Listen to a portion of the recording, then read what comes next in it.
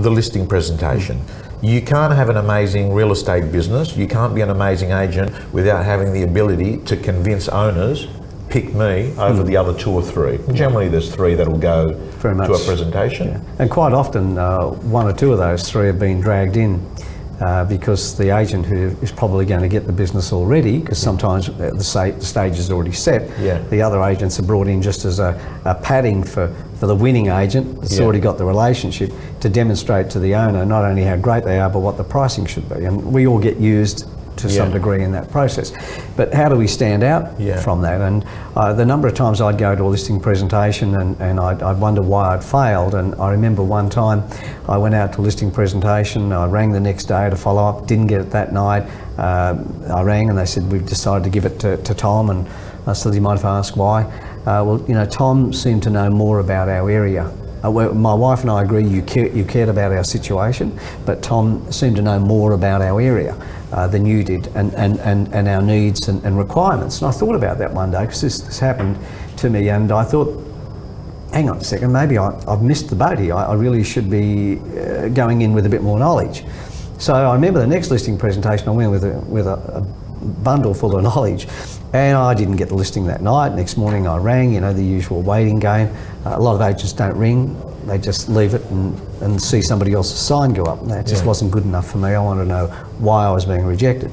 So I rang and I got this answer. I said, well, my wife and I, we agree that you had more knowledge than Tom, but you didn't seem to care or understand our situation. And I just couldn't work it out. So I realised at that point in time, for me, from moving on, my listing presentations needed to start with an understanding, a qualifying question, a process, well before I even met these people, so that my direction was there. And I needed a balance of care and knowledge to go in there. And when I got there, one of them would be stronger than the other, but I wouldn't know that until I started my qualifying process, which is walking through the home, building my relationships, asking questions, getting feedback and trying to understand. And it was that point in time I was either prepared to give them more care or more knowledge or a balance of both. Whereas most agents will go in, and I remember watching listing presentations live when I had some friends who wanted to sell, and I was there as an agent. The agent didn't know me, he was way out of area for me at the time. And I remember the first agent walking in, first thing the agent said was, just want you to know we don't do auctions. Now I thought, how do you know that these people haven't sold their property at auction successfully before?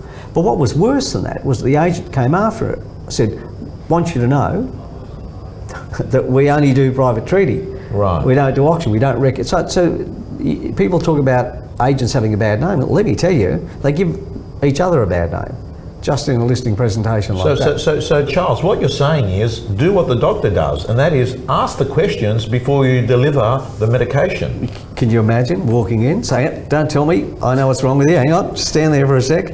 I mean, you could walk out with something in one end of your body that should have been in the other end. But that's what you basically said about this guy with the auction. He's more or less gone in, and before the patient has said, hey, I've got a stomach ache, he said, don't worry, I know, it's actually a sore throat. That's right, yes. And see, some agents get really good at what they're doing to the point where they get too good at what they're doing. They think that they know more than everybody else. Yeah. And it's called the Peter Principle, I think, where they promote themselves beyond their own capacity. And so a vendor who might have had a lot more experience than this person, that agent will never know. So, Charles, that's important, not to believe the press releases people write about you, isn't it? Yeah. Social media, Tom. Yeah. This is this thing. Yeah. You see it all the time. These guys and girls on social media saying how great they are. Yeah. Yeah. Okay, so Charles, I want to touch on, so you're saying be very question-based, try and have a balance between telling them your knowledge but caring and understanding. Your most famous, go on. Sorry, you're going to say something. Your most famous line, and I've plagiarised That's why I stopped you, because I wanted you to hear my famous line.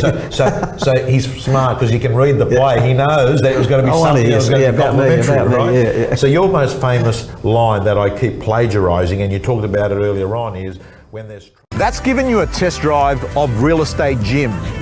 Let me tell you, if you're a subscriber and a member of the gym, you'll be getting videos from our co-coaches all the time. You'll be getting mentors, you'll be getting scripts, you'll be getting dialogues, you'll be getting templates, and most importantly, My Prospector, your personal accountability system to make more calls, get more appointments, get more listings. From around $10 per week, realestategym.com.au, your personal coach.